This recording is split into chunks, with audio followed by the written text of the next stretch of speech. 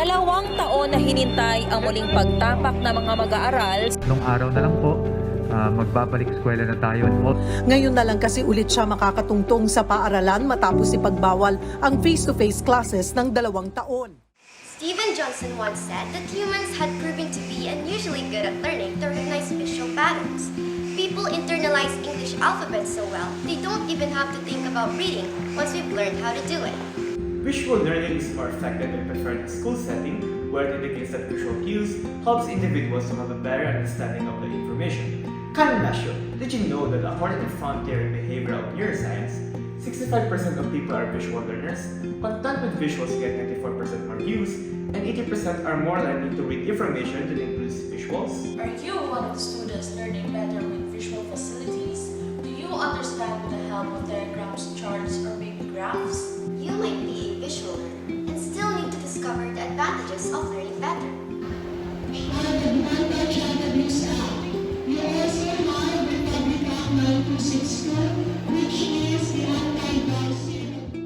Infographics or information with graphics are hand in hand with normal handouts. With infographics as the mainstream for lessons, it will surely address the lack of visuals for our lessons. Lucky for most of us granted with the 5 senses. However, for some it is natural without the sense of hearing or verbal ability. It is time to investigate. How do they cope up with these stolen privileges? The Program for Students with Special Needs, also known as the PSSN from Iloilo National High School, is where students with disabilities such as speech and language impairment and physical disabilities are welcome to continue their studies.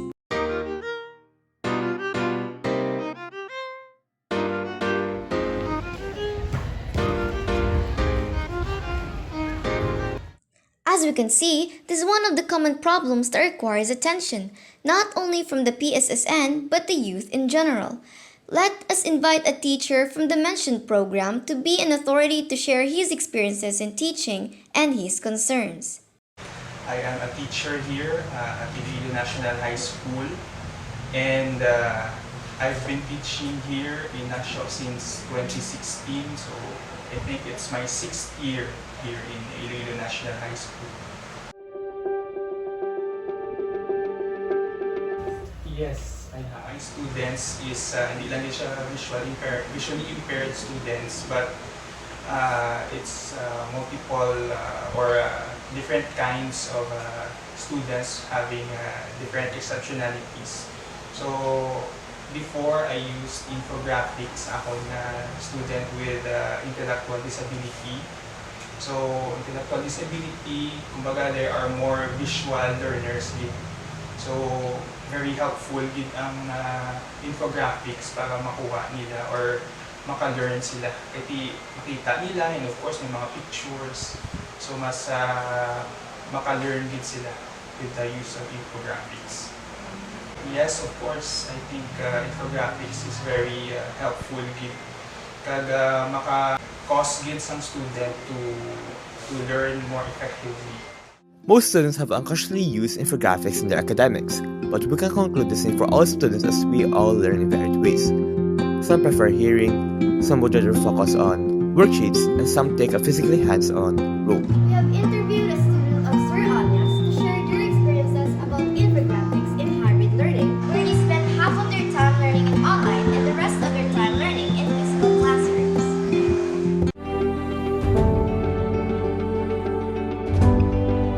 Do you consider, or para sa iyo, isa ka bang visual learner? Yes. Yes. So, Because infographics is visually appealing as it has a picture design. may picture na siya bala. So, mas naging madali or mas naging mahirap siya sa iyo? Mas madali. Mas madali siya. Infographics ang ibang nakita, di ba? So, why do you think na mas namin ang infographics? Bakit mas maganda ang infographics para sa iyo? Dahil? Mas marami ang lesson sa infographics. Kaya I enjoy all the activities like the pictures, correct? Okay. In a world where knowledge is power, we have to discover ways where satisfaction is on our side. With this, learn to unleash the inner drive of enlightening yourself with the core learning steps: visual, hearing, reading or writing, and kinesthetic. This is identical. Hi, Mario, letter A. Pinakaliwa, Mario, letter A. Okay, perfect. Okay.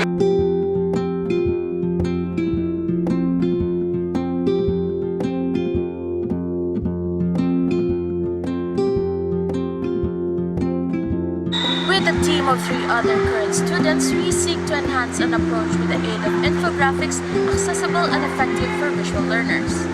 For curiosity increase in this matter out of genuine concern for students with physical incapabilities. We, the researchers, urge to help not only them but as well as for visual learners through hands-on examination for infographics to be utilized. The focus of our research is to acknowledge infographics as a whole for visual facility and utilization to an itinerant teacher in education. We have witnessed in this production real-life struggles and sacrifices of teachers and students to compromise, flourish, and broaden their wisdom. Ultimately, this research doesn't only apply to the students from PSSN, but to every student having trouble in their academics. It is crucial to take into account our personal learning styles for development of one's improvement. Remarkably, we hope you gained something from our research and documentary. We all agree that school may be dull at times. Nevertheless, our basic requirement for the way of life is our education. Even with physical disabilities, as the famous Albert Einstein said, if there is a will, there is a way. Passion is our main drive to pursue and continue. Almost all of us cross paths with struggles in society. It is our call to dare and fight back. We are the researchers, Angelica Josa J. PABILA, Queenie G. CANONIGO, Arian Joy A. BRAGA, John Francis and Malcolm.